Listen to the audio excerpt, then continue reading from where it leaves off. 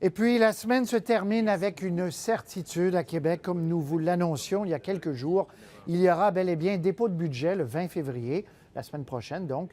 Et selon toute vraisemblance, les élections seront déclenchées quelques jours plus tard. David Gentile.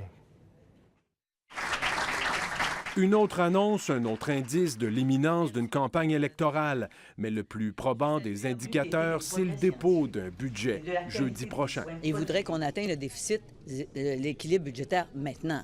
C'est impossible. Impossible. Les lignes de front sont tracées. Difficile de voir comment on pourrait éviter l'affrontement électoral. Si Mme Marois a les mains attachées avec la FTQ puis ne veut pas comprimer les dépenses pour le bien de l'ensemble des Québécois, bien, ça sera son problème. Et on voit également qu'on joue le même film que 2003. Moi, je m'en souviens très bien.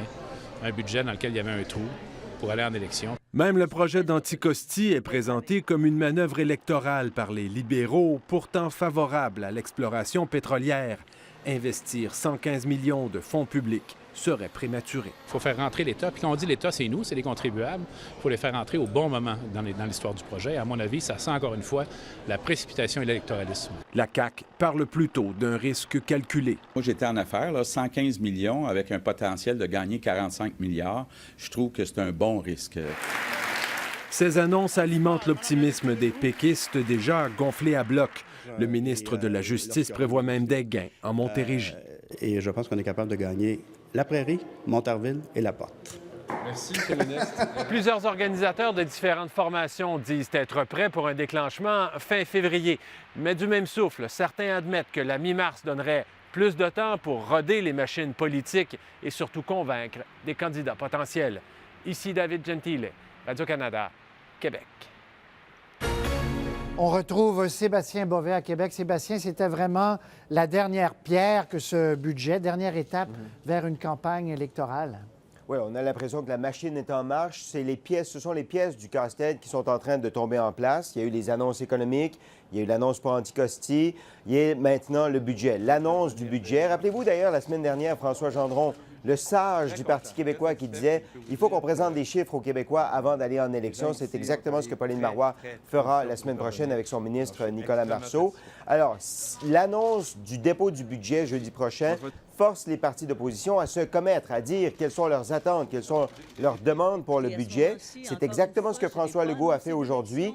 Et la réponse de Mme Marois est de dire c'est impossible de satisfaire les demandes des partis d'opposition. Donc, aujourd'hui, en annonçant le budget et en forçant les partis d'opposition à se commettre, elle se donne aussi un prétexte pour déclencher les élections en disant les partis d'opposition font des demandes irréalistes, impossibles à satisfaire. Ils nous placent dans une situation où on est bloqué, où on ne peut pas aller de l'avant pour l'économie du Québec, et donc on va déclencher des élections. Reste la dernière pièce du casse-tête qui est le fait de déclencher les élections que Mme Marois va déposer à un moment donné. Et ça, c'est tributaire des sondages. Moi, on me dit ce soir que les sondages du Parti québécois sont assez bons, qu'ils sont solides, qu'ils ne garantissent pas nécessairement une majorité, un peu à l'image des sondages légers et crop qu'on a eus ces dernières semaines. Mais on espère bâtir sur les annonces économiques qui ont été faites pour peut-être se garantir cette majorité aux prochaines élections. Et ce qui est important dans ce que vous avez dit, Sébastien, également, c'est que ce budget-là ne passerait jamais au vote à ce moment-là. Voilà. Mme Marois se déferait elle-même et déclencherait les élections avant même d'avoir un vote sur le budget. C'est le scénario où le premier ministre prend sa prérogative de déclencher lui-même des élections avant même d'être renversé par l'opposition. Donc, il garde l'initiative du moment où il déclenche des élections. Voilà. Merci. Bonne fin de semaine. Je vous en prie. Au revoir.